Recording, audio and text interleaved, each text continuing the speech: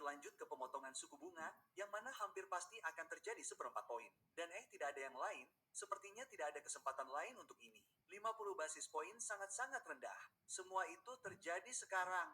Dengan itu, Anda juga mengalami penutupan pemerintah dan ini semua mulai dari penangguhan manfaat SNAP. Ini menjadi jauh lebih besar dan berlangsung lebih lama dari yang saya kira banyak orang antisipasi. Saat ini pasar poli pada penutupan pemerintah akan berakhir. Lihat ini berlangsung hingga Januari. Akhir Januari, 98% tanggal 31 Desember tahun 95% tanggal 30 November 82%. Jadi sepertinya ini akan berlanjut setelah Thanksgiving yang menurut saya merupakan target besar yang dicari semua orang. Dengan demikian, dolar mencapai titik terendah dalam 1 minggu. Dan tentu saja, ini mulai memberi lebih banyak tekanan pada Amerika Serikat. Jelas, dengan apa yang terjadi dengan kesepakatan dagang Amerika Serikat dan China, yang semuanya berdampak pada dolar AS dan Dixie, yang memberi lebih banyak dorongan pada Anda untuk keluar dan masuk ke aset, itulah sebabnya kripto adalah tempat yang tepat. Pemilik aset menang. Nilai aset gabungan dari kelas aset utama yang dijalankan saat ini telah mencapai rekor besar dengan 261 triliun. Ini setara dengan 210% dari ukuran ekonomi global. Jadi, seperti yang Anda lihat, semua orang mengalir ke aset, emas, real estate, kripto, saham, obligasi, semua itu menjauh dari dolar, dan ini adalah salah satu yang besar. Sekarang, ingatlah bahwa Argentina, kami melakukan penyelamatan besar-besaran terhadap mereka. Nah, mereka baru saja menang, MLE baru saja memenangkan pemilihan partainya. Ini adalah pemilihan paruh waktu, jadi dia kembali menjabat. Tapi ingat, ini Bernie Sanders, dia seperti menyerang presiden dalam hal ini. Selama penutupan pemerintahan, Trump dapat menemukan 40 miliar untuk menyelamatkan Argentina, 300 juta untuk ruang dansa. Dan Anda dapat melihat ini semua adalah upaya keras Demokrat untuk mencoba menyelesaikan penutupan pemerintahan. Dengan semua yang terjadi, kami juga memiliki masalah yang sedang berlangsung saat ini seputar bagaimana China memainkan peran ini karena China terus melakukan dolarisasi.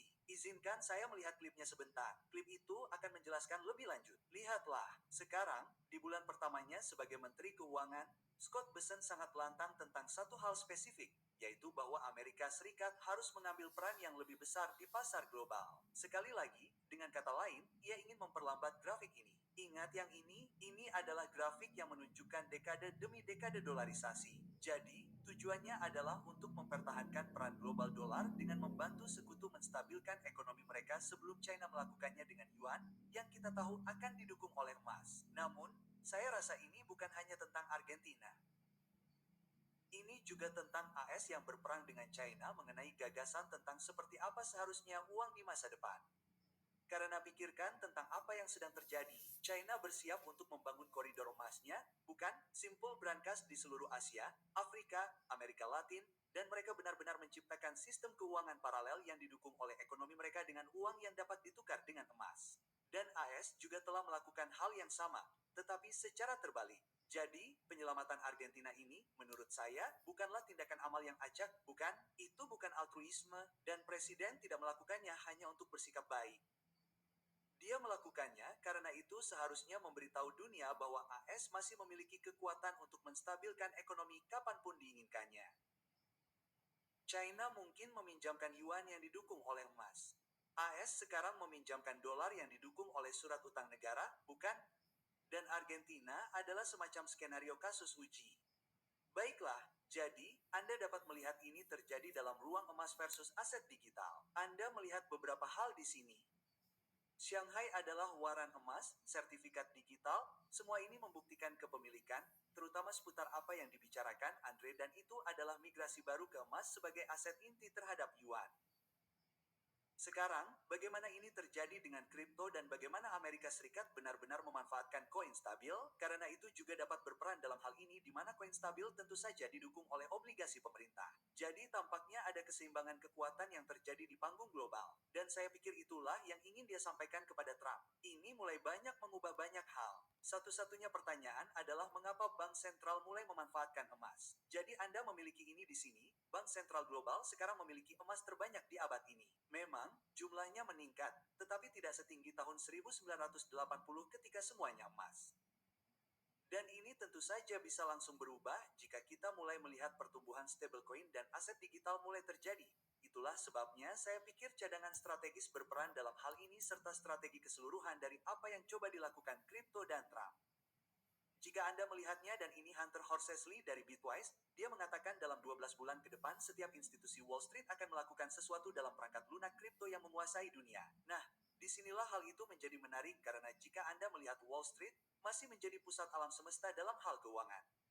Fakta bahwa kita akan menggunakan RWA, aset dunia nyata, tokenisasi sekuritas, ini memberi begitu banyak tekanan pada China yang akan lebih banyak menggunakan sisi fisik dan taktil dengan memanfaatkan emas.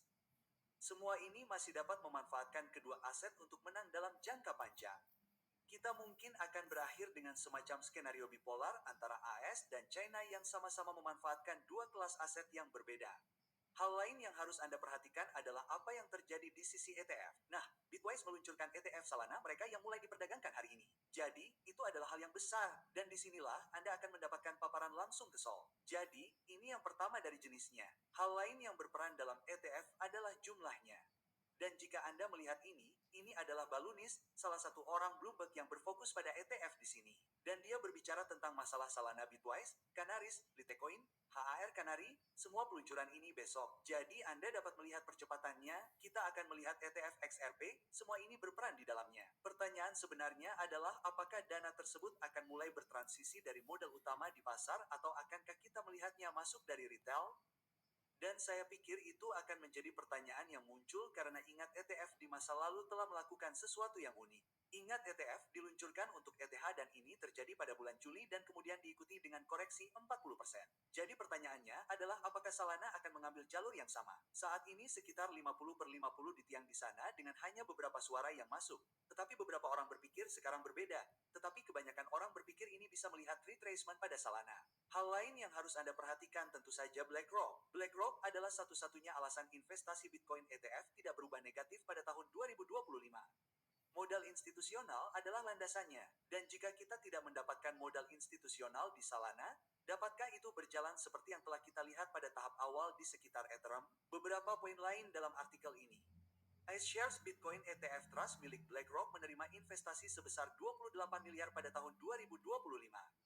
Tanpa itu, catatan dana spot Bitcoin ETF pada dasarnya akan menjadi arus keluar bersih sekitar 1 miliar. Jadi, perbedaan besar dalam BlackRock yang memasang bendera besar di tanah di sekitar ETF ini. Mari kita lihat ini karena Tom Lee masih sangat optimis dan ini adalah narasi yang telah digembar-gemborkan Tom selama beberapa waktu dan dia masih membeli ETH. Dia terus menggandakannya. Dia mendukung Ethereum karena dia percaya tidak hanya pada narasinya, tetapi dia memiliki keyakinan bahwa aset ini akan mengubah dunia. Banyak orang akan mengatakan dia bertindak terlalu keras di sini. Tentu saja, ini adalah Tom Lee yang berbicara tentang bagaimana Mach 7 dan kripto sedang menguat atau menguat. Dan jika Anda melihat apa yang telah terjadi, tidak hanya pada AI, tetapi juga pada Bitcoin dan Ethereum secara umum, ini hanya jangka pendek. Bayangkan apa yang dapat terjadi dalam 6 hingga 8 bulan ke depan jika kita terus melihat masuknya aset. Dan saya pikir itulah masalah yang sedang diperhatikan Tom di sini. Mari kita lihat klipnya. Jadi Andrew Kong, saya tidak tahu apakah orang-orang melihat tweet ini, tetapi judulnya adalah tesis Tom Lee yang terbelakang. Dia mendapat sekitar 1,5 juta penayangan. Dan pada dasarnya klaimnya adalah ya, lihat, mungkin benar bahwa stablecoin akan masuk ke Ethereum, RWA akan masuk ke Ethereum. Orang-orang, Anda tahu, bank akan menggunakan Ethereum, tetapi mereka tidak akan membayar biaya. Tidak ada yang membayar biaya untuk semua ini. Ini semua hanya meme, dan Anda harus membeli robot, entahlah perusahaan robotika. Saya kira dia sangat besar di perusahaan robotika sekarang. Apakah Anda punya argumen tandingan terhadap apa yang Anda lihat dari kubu Andrew Kong? Para peragu? Nah, seperti yang Anda tahu, di dunia kripto, keterbelakangan adalah hal yang baik. Jadi, saya menganggapnya sebagai pujian. Oke, bagus sekali. Saya sedang membicarakan ETH. Itu dia, respons yang bagus. Itu respons yang sangat bagus. Wow.